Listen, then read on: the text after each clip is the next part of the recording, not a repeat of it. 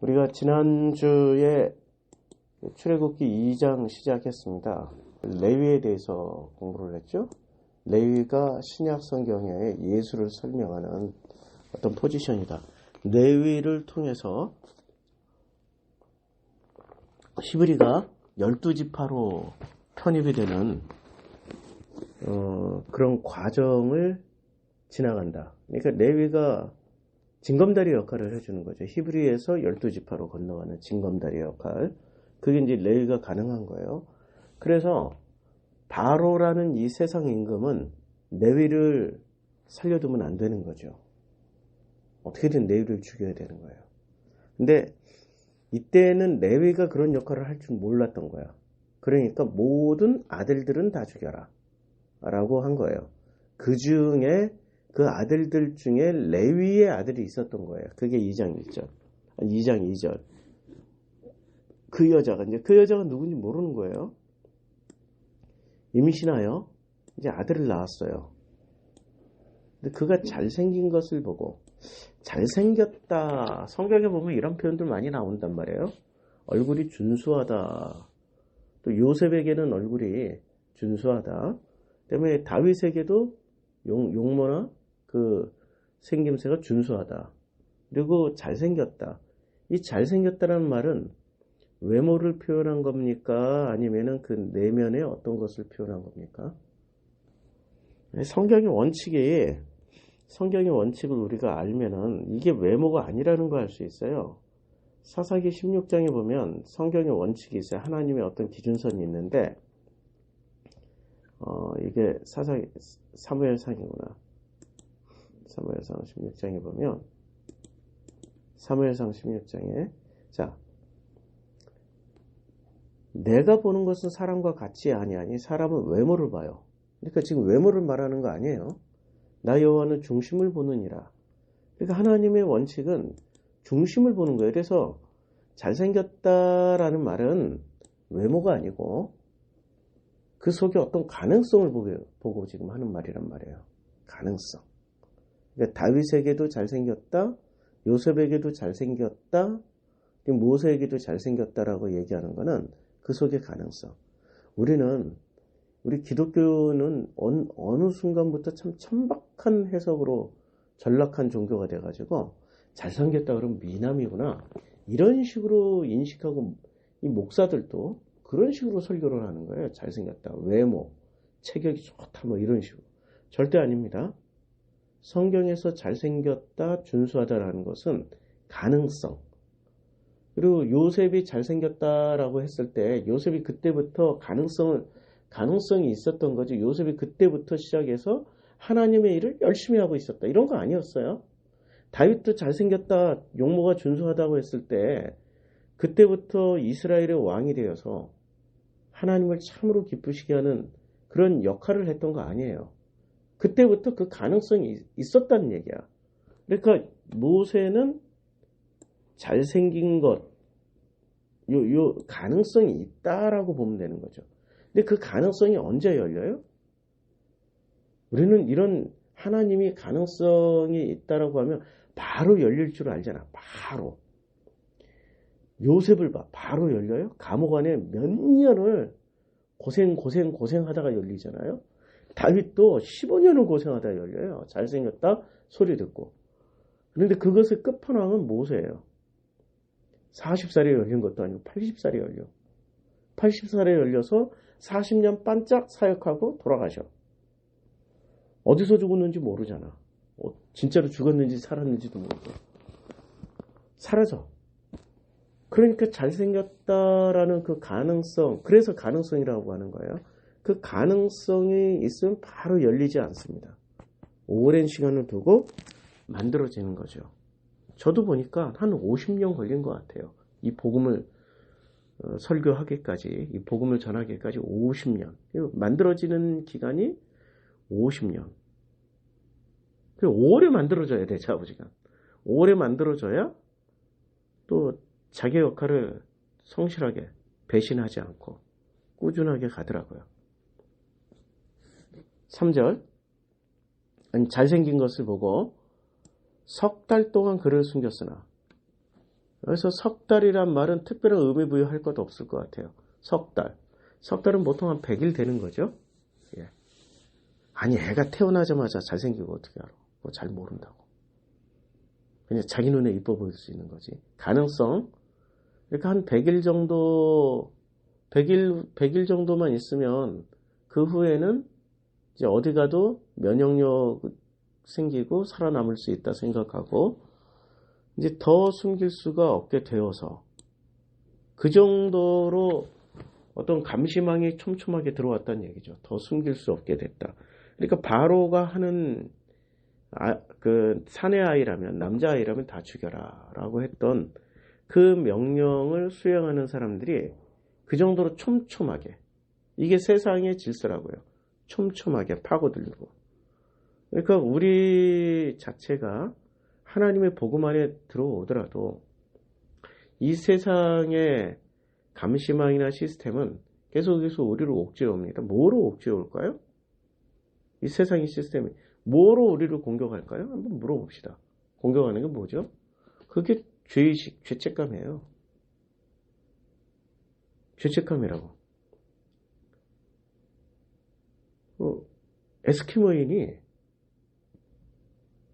선교사를 만났어요.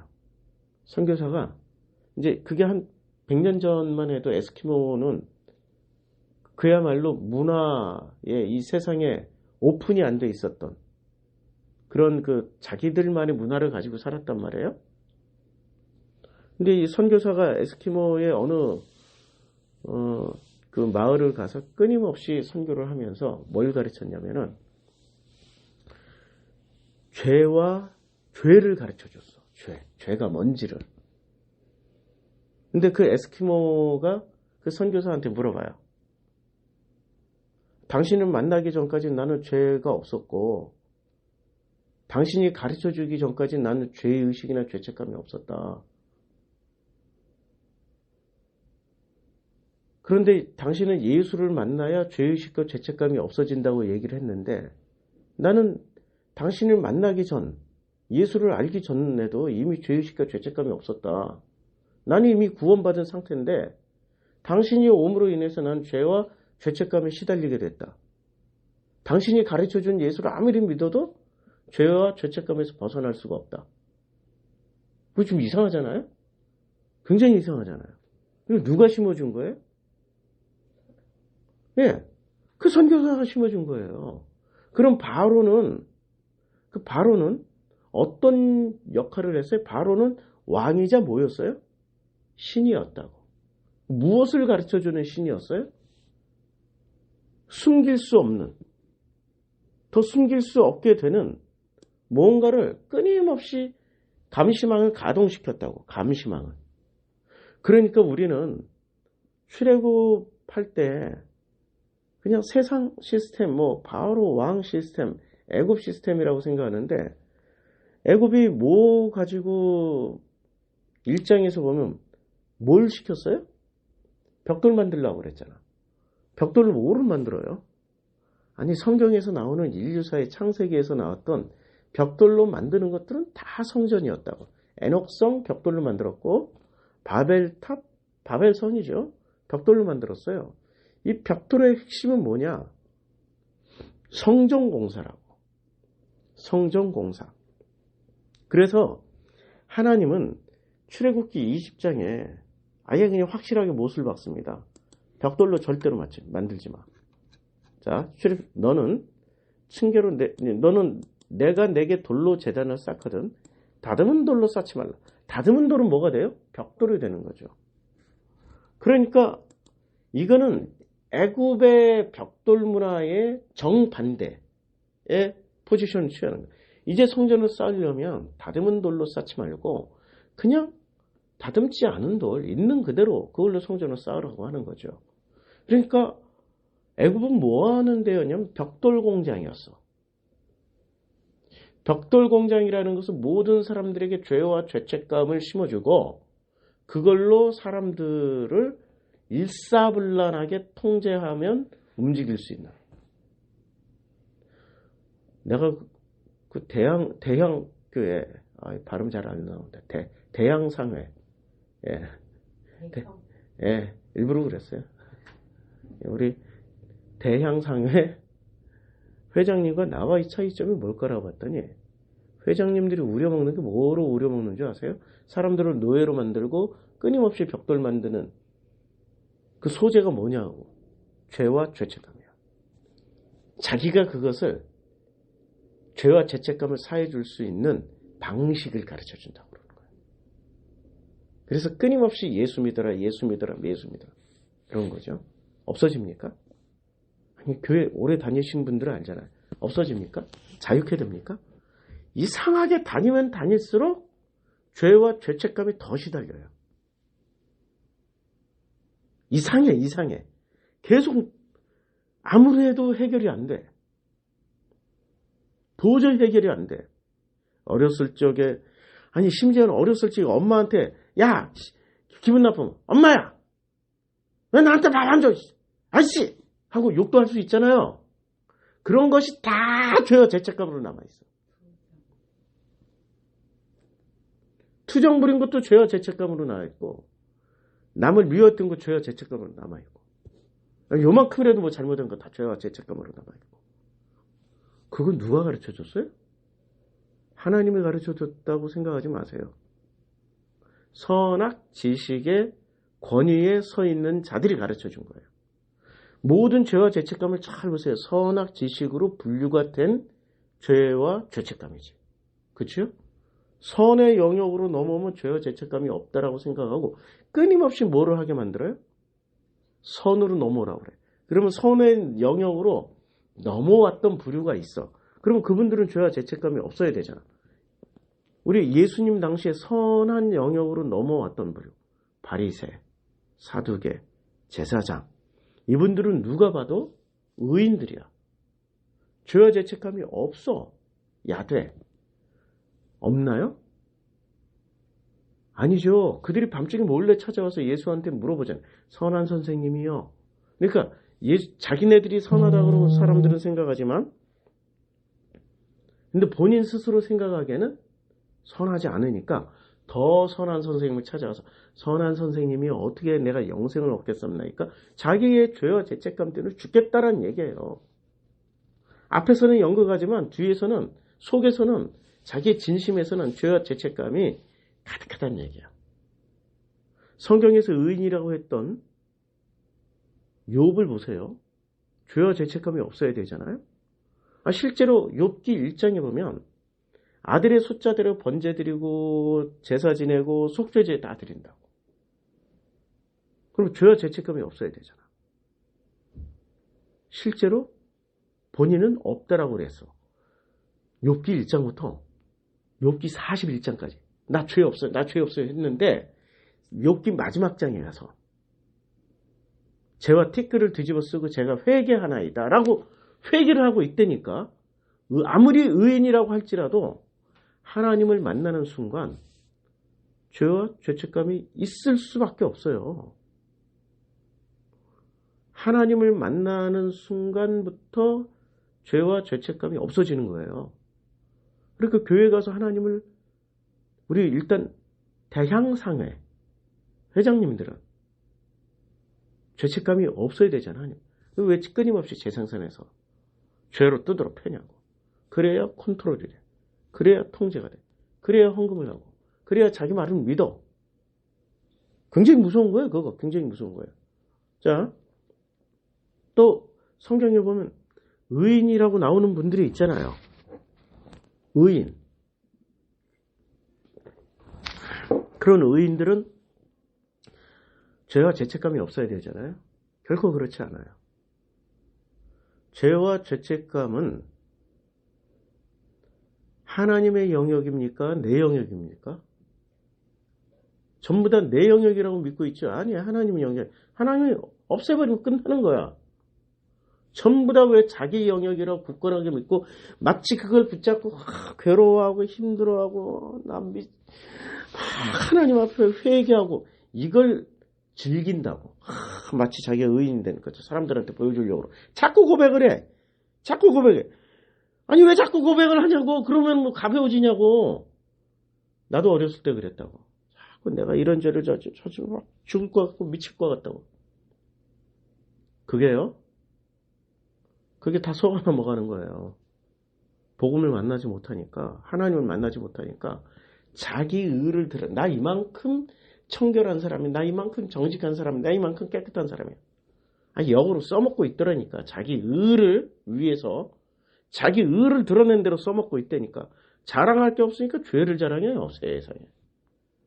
그걸 만들어내는 시스템이, 이게 애굽 시스템이라고, 바로의 시스템. 더 숨길 수 없게 만들어요. 더 숨길 수 없게 만든다고. 끝까지 그냥 잘생긴 아들이면 끝까지 지가 키우면 되는 거지. 그러면 아들 뭐 잘해야 죽기밖에 더해? 자기도 징벌밖에 더 당해? 못하는 거지, 못하는 거야.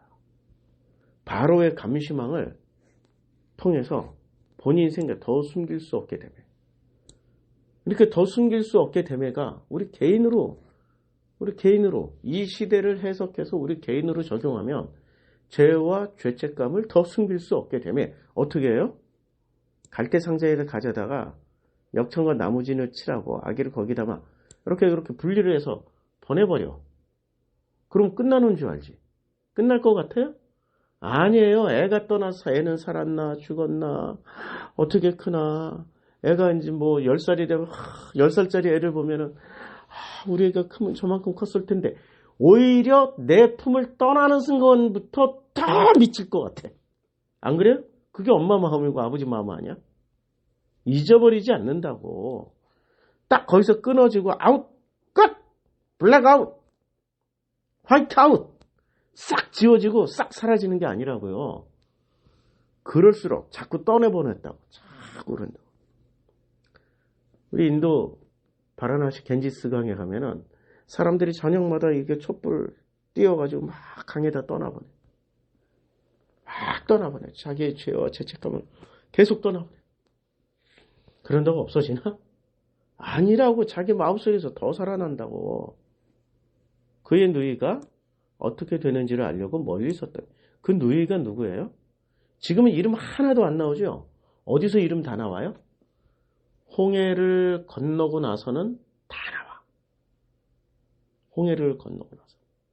광야에 나갔을 때 미리암. 그리고 어떻게 되는지 미리암이 참 대단한 일을 했어요. 그런데도 민수기 20장에서 구원받았다라는 멘트 하나도 없어. 미리암은. 그냥 역할만 하다 가는 것뿐이야. 역할만 하다 가시겠어요? 아니면 역할을 못하더라도 하나님 품으로 가는 걸 선택하시겠어요? 근데 우리는 착각을 한다고 역할만 잘하면은 하나님이 구원해 주시겠지. 그런 거 없어요. 역할, 행위하고는 상관이 없다고. 우리의 마음의 중심을 보시는 하나님이라고. 우리의 역할, 우리의 행위는 우리의 외모에 해당된다고. 내가 하는 그 외모, 행동 다 나는 그런 거 관심 없어. 너 마음의 중심만 보는 거야. 여호와 하나님은 마음의 중심을 보시는 분이셔요. 참 불쌍한 사람 하는 사람 나왔어요. 그의 누이 미리암이 어떻게 되는지를 알려고 멀리 있었어. 역할은 다 했어. 역할은 다 했는데 결국에는 하나님 품에 못 가고 그냥 광야 어느 길가에 그냥 묻혀버린 거야. 끝났어.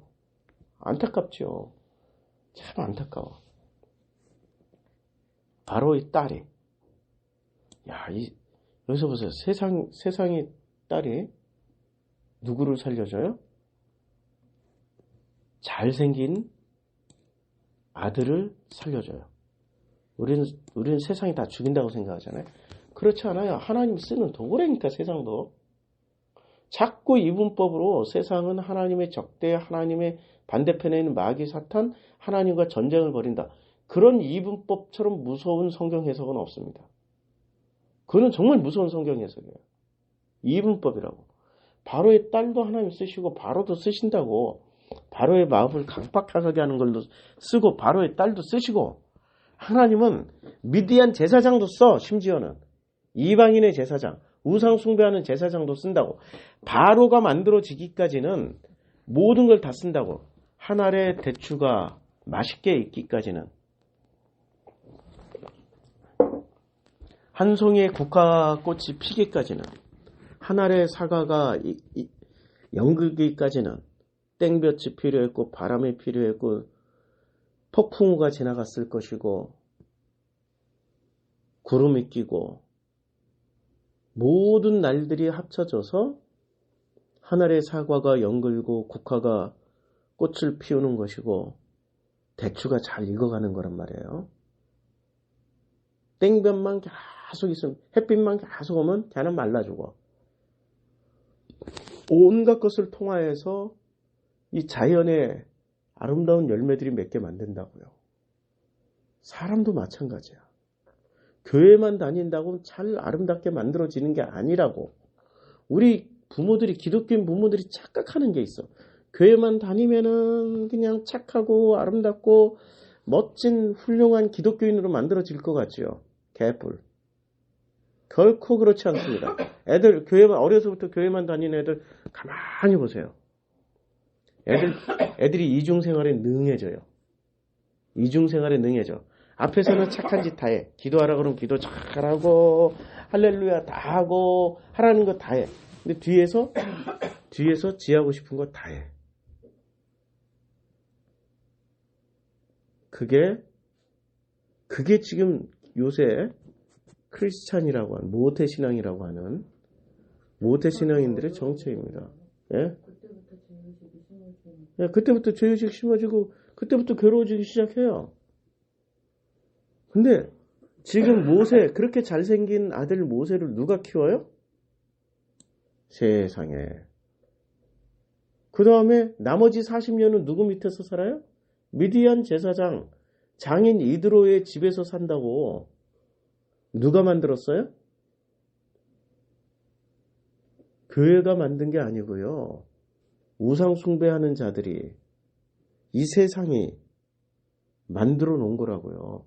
그렇게 만들어진 모세를 하나님이 떨기나무에서 그를 만남으로 모세가 변화돼서 쓰임 받는다고. 그럼 세상 마음껏 살아라고 그러면 돼. 마음껏 살아 좀, 제발 좀. 마음껏 살아라고 가르치라고. 그런데 마음껏 살지를 못해. 절대 그렇게 가르치면 안 된다라고 본인들은 겁을 잔뜩 먹었어. 그럴 필요 없어요. 청년이여, 내 어린 때를 즐거워하며 내 청년의 날을 마음에 기뻐하여 마음에 원하는 길들과 내 눈에 보이는 대로 행하라. 얼마나 멋져요. 자유를 줬다니까. 젊은이요, 청년이요, 어린 사람들이요, 번영 마음껏 할 수 있어요. 내 청년의 말들. 그러니까 우리의 날들은 마음껏 살으라고 좀 마음에 기뻐하며 마음에 원하는 길들과 내 눈에 보이는 대로 좀 행하고 살아. 아니, 이런 말씀을 주셨는데 이런 거 절대 설교 안 하잖아요, 목사들은. 죄와 죄책감으로 그냥 두드러 패기만 하잖아. 물론 뒤에 이런 장치가 있지. 그러나 하나님이 이 모든 일로 말미암아 너를 심판하실 줄 알라. 그런데 마음에 진심으로 산 사람들은 진심으로 했기 때문에 심판받을 일이 없어. 진심으로 한 사람은. 그러니까 여기서 많이 반복되는 단어가 뭡니까? 여기서 많이 반복되는 단어. 자, 마음에 기뻐하여 마음에 원하는 길들로 살으라고. 그리고 여기서 내 눈이 보는 대로, 이 눈이 무슨 눈이에요? 육의 눈이에요? 마음의 눈이에요? 마음의 눈으로 마음껏 살아. 그러면 되는 거예요. 근데 내 마음이 진심인지 열심인지도 구분이 안 돼. 내 마음이 이게 진짜인지 가짜인지도 구분이 안 돼. 잘못 배워가지고. 그러면 마음껏 살아라고 그래도 마음껏 못 살아. 맨날 망설여. 죄 짓는 길이 아니야. 이거 죄. 그리고 뭐 해놓고, 내가 마음껏 살아라고 그랬는데 마음껏 살다 보니까 죄 지었네. 아이고, 이 주둥이 때리고. 눈 때리면서 기도하고. 머리 때리면서 생각으로 지은 자 이러고 기도하고.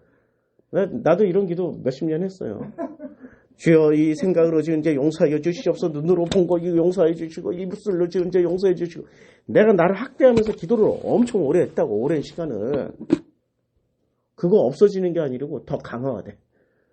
절대 안 없어져. 하면 할수록 더 강화돼. 무슨 찐득이야. 거머리야. 계속 달라붙어. 죽을 만치 달라붙어. 그런즉 이게 전도서의 어떤 결론 중에 하나예요. 근심이 내 마음에서 떠나게 하며 와, 악이 내 몸에서 물러가게 하라. 이게 어릴 때와 검은 머리 다 흩어집니다. 그러니까 이게 무슨 얘기예요? 아니 이게 진심으로 살면은 다 물러가게 돼 있다니까. 진심으로 못 살고 이중생활하고 삼중생활하고 진심으로 안 살고 이중생활 삼중생활을 못해 장아찌들은 어려서부터 본능적으로 배운다니까. 특히 목사 아들 목사 딸들.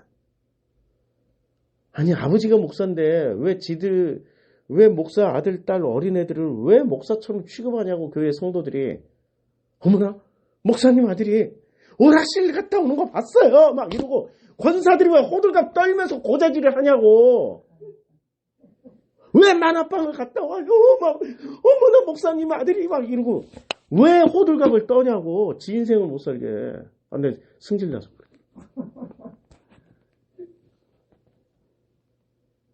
그러니까 얘들이 자기도 모르게 진심으로 못 살고 숨기면서 살다 보니까 그게 죄와 죄책감, 죄의식으로 남아있어요. 무서운 짓거리를 하고 있는 거야. 누가 만들어 놓은 거야? 고놈의 권사, 고분이. 하나님한테 가서 된통 혼나라.